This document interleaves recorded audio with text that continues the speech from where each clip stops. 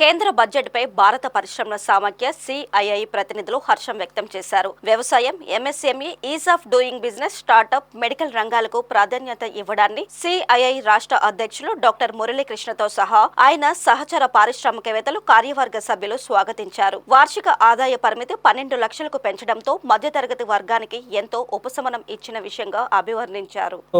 అందరూ ఎక్స్పెక్ట్ చేస్తున్నట్టు middle class పీపుల్కి అంటే పర్సనల్ ట్యాక్స్ అనేది అందరికీ వర్తిస్తుంది కాబట్టి మన ఇండియాలో మిడిల్ క్లాస్ పీపుల్ చాలా ఎక్కువ కాబట్టి వాళ్ళ ఆస్పిరేషన్స్ని దృష్టిలో పెట్టుకొని వాళ్ళ స్పెండింగ్ కెపాసిటీ పెంచితే వాళ్ళకి జీవన ప్రమాణాలు పెరుగుతాయని చెప్పి ఎవరు ఎక్స్పెక్ట్ చేయని విధంగా 8 lakhs minimum 7 lakhs minimum slab నుండి 12 lakhs చేయడం అనేది చాలా ఇంపార్టెంట్ విషయం అనమాట. ఇది ప్రతి ఒక్కరికి అంటే 60-65% of the maybe more than that percent of the ఫ్యామిలీస్కి అది ఉపయోగపడుతుంది. కాబట్టి వాళ్ళ ఎస్టిమేట్స్ ప్రకారం గవర్నమెంట్ ఈ నిర్ణయం తీసుకోవడం వల్ల మోర్ దెన్ 1 lakh crores నష్టపోతుంది అంటే ప్రజల దగ్గర ట్యాక్స్ ఉంటుంది కాబట్టి వాళ్ళు ఖర్చు పెట్టుకునే శక్తి, వాళ్ళ లైఫ్ స్టైల్ పెంచుకుని వాళ్ళ జీవన ప్రమాణాలు ఇంప్రూవ్ చేసుకునే అవకాశం ఉంటుంది. కాబట్టి ఇది చాలా ఇంపార్టెంట్, పర్సనల్ ట్యాక్సెస్లో చాలా ఇంపార్టెంట్ డెసిషన్ అనమాట. వాళ్ళ ఫోకస్ సెక్టర్స్ అన్నీ మీరు చూశారు కదా. అగ్రికల్చర్ ఒకటి చెప్పారు, ఎంఎస్ఎంఈ ఒకటి చెప్పారు, ఈజ్ ఆఫ్ డూయింగ్ బిజినెస్ చెప్పారు, అండ్ ఎక్స్పోర్ట్స్, స్టార్టప్స్, ఎకోసిస్టమ్, వీటన్నిటి గురించి చెప్పారు. Medical, there are very important. నేను డాక్టర్ కాబట్టి హెల్త్ కేర్లో చాలా ఇంపార్టెంట్. అంటే బడ్జెట్ గురించి నెంబర్స్ మెన్షన్ చేయలేదు కానీ they have done something like a nutritional support. ఇనీషియల్గా టు స్టార్ట్ విత్ 100 డిస్ట్రిక్ట్స్ని, యాస్పిరేషనల్ డిస్ట్రిక్ట్స్ని ఐడెంటిఫై చేసి చిల్డ్రన్, విమెన్, పేషెంట్స్ అందరికీ న్యూట్రిషనల్ సపోర్ట్ ఇంప్రూవ్ చేసి later they want to increase that number of districts. That's very important. రెండోది ఏంటంటే మనకందరికీ తెలిసిన విషయమే, ఇంపోర్ట్ చేసుకున్న క్యాన్సర్ డ్రగ్స్ ఏవైతే ఉంటాయో వాటన్నిటి మీద కూడా జిఎస్టీ ట్యాక్సేషన్ ఉండటం వల్ల ద కాస్ట్ చాలా ఎక్కువైపోతుంది. కాబట్టి 36 డ్రగ్స్ మీద పూర్తిగా ట్యాక్స్ అనేది పూర్తిగా రిమూవ్ చేయడం జరిగింది. That's a great relief for cancer patients. అలాగనే ఇంకొక 6 డ్రగ్స్ని తీసుకొచ్చి వాళ్ళ ట్యాక్స్ స్లాబ్ తగ్గించారు. అది కూడా చాలా ఉపయోగపడుతుంది పేషెంట్స్కి. సో హెల్త్ పరంగా I think 1,50,000 5 yearsలో 1,50,000 medical students, medical కాలేజీలో స్టూడెంట్స్ నెంబర్స్ కూడా పెంచడం జరుగుతుంది. సో మేమందరూ కొన్ని అబ్జర్వేషన్ చేసాం మా డొమైన్ నాలెడ్జ్ని బట్టి. నేను డిఫెన్స్ ఇండస్ట్రీలో ఉన్నాను, బేసికల్గా ఎలక్ట్రానిక్ వార్ఫేర్ రిలేటెడ్. ఆ పాయింట్ ఆఫ్ వ్యూలో ఆలోచిస్తే నాకు కనపడిన మోస్ట్ ఇంపార్టెంట్ థింగ్, మన ఐఐటీలో ఉన్న స్ట్రెంగ్త్ పెంచుతున్నారు. దానివల్ల ఏమవుతుందంటే మీరు అబ్జర్వ్ చేస్తే countries developing and development depends upon the deep technology. మనకి డీప్ టెక్నాలజీ డెవలప్ అవ్వాలి, ఆర్టిఫిషియల్ ఇంటెలిజెన్స్ డెవలప్ అవ్వాలి అంటే ప్రీమియం ఇన్స్టిట్యూట్స్లో ఉన్న స్టూడెంట్స్ స్ట్రెంగ్త్ పెంచాలి. అదొకటి ఈరోజు బడ్జెట్లో అబ్జర్వేషన్. రెండోది న్యూక్లియర్ యూనిట్స్. మీరు చూస్తే న్యూక్లియర్ పవర్ ఎంతవరకు గవర్నమెంట్ సెక్టర్లో ఉండిపోయింది. అది క్లీన్ ఎనర్జీ. న్యూక్లియర్ నుంచి వచ్చిన power it's a clean energy with limited రిసోర్సెస్తో ఎక్కువ పవర్ జనరేట్ చేయొచ్చు. ఆ పవర్ని ప్రైవేట్ సెక్టర్లో కూడా చేయటానికి అవకాశాలు ఇస్తున్నారు. రెండోది ఏంటంటే మినీ యూనిట్స్, స్మాల్ యూనిట్స్ అన్నమాట. దానివల్ల ఏంటంటే పొల్యూషన్ చాలా తగ్గిపోతుంది. అలాగే గ్రీన్ ప్రోడక్ట్స్ కూడా చాలా ఎంకరేజ్మెంట్ చూసాం ఇందులో. సో ఇవన్నీ పాజిటివ్ సైన్స్గా తీసుకుని, అలాగే చైర్మన్ గారు చెప్పినట్టు మన వెల్త్ ఆఫ్ ద కంట్రీ పెరుగుతోంది, మన వికసిత్ భారత్ వైపు ప్రయాణం చేస్తున్నాం. Respect for the citizens very very important.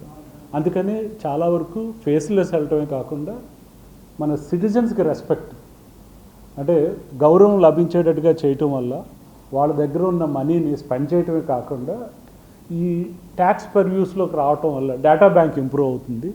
భవిష్యత్తులో ఇంకా మరిన్ని డెవలప్మెంట్స్ సిటిజన్స్ ద్వారా, వాళ్ళ ఇంటర్నల్ యాక్టివిటీస్ ద్వారా చేసే అవకాశం వస్తుంది. Thank you.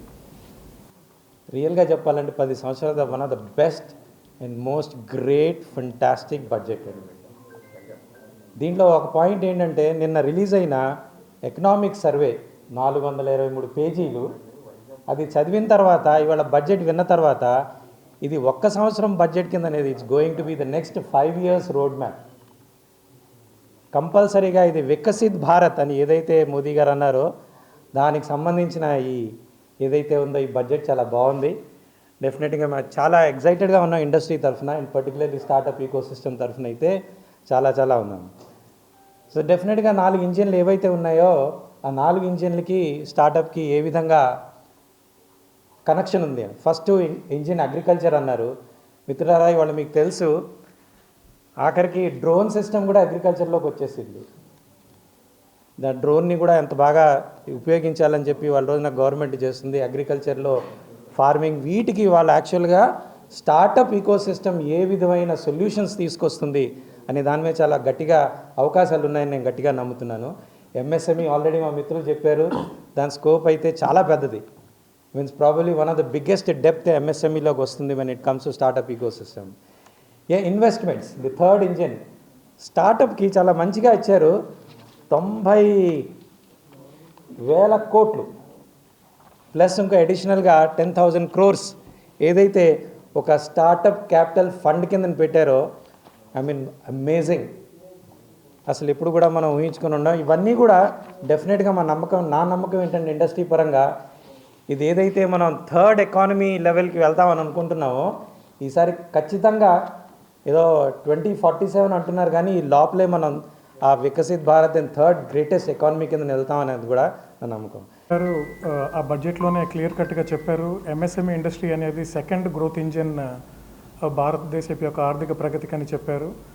ఆవిడ తన ప్రసంగంలో కొన్ని స్టాటిస్టిక్స్ చెప్పారు. భారతదేశంలో అప్రాక్సిమేట్లీ 1 crore ఎంఎస్ఎంఈస్ ఉన్నాయని, అవి 7.5 crore పీపుల్ని ఎంప్లాయ్ చేస్తున్నాయి. ఎంఎస్ఎంఈస్ అన్నీ కలిపి around 30% of total manufacturing India contribution చేస్తున్నాయి, అండ్ 45% ఎక్స్పోర్ట్స్ ఎంఎస్ఎంఈస్ కాన్ఫిగర్ చేస్తున్నాయి.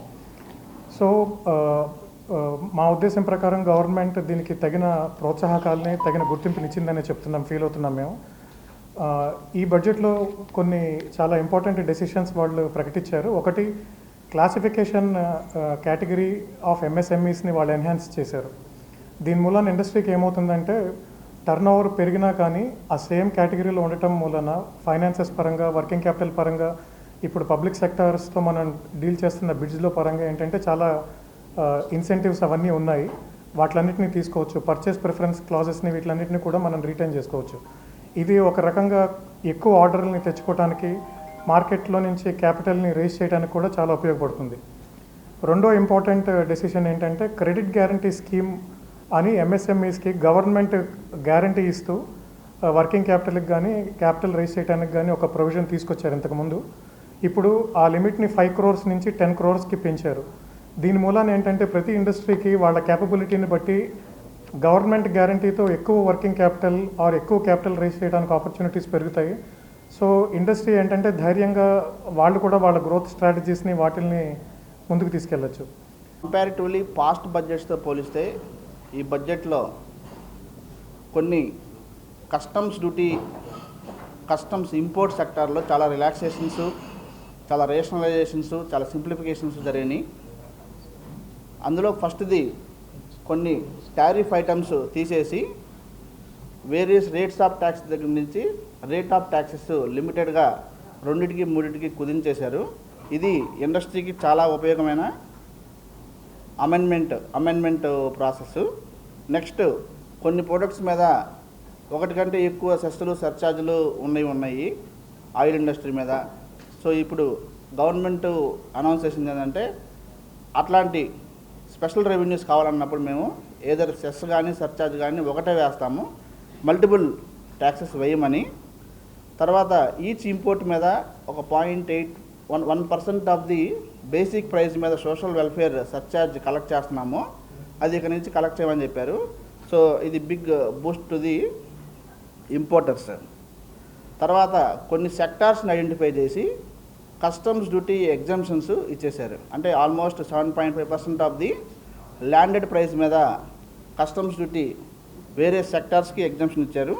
చైర్మన్ సార్ చెప్పినట్టుగా క్యాన్సర్ డ్రగ్స్ కావచ్చు, టెక్స్టైల్ ప్రొడక్ట్స్ కావచ్చు, మెరైన్ ఇండస్ట్రీ ఎవరైతే ఫీడ్ మ్యానుఫ్యాక్చరింగ్ చేస్తున్నారో ఫిష్కి, ప్రాన్స్కి, వీటన్నిటికీ ఆ మ్యానుఫ్యాక్చరింగ్ ప్రాసెస్లో యూజ్ చేసే చాలా ఐటమ్స్ మీద బేసిక్ కస్టమ్స్ డ్యూటీ తగ్గింది.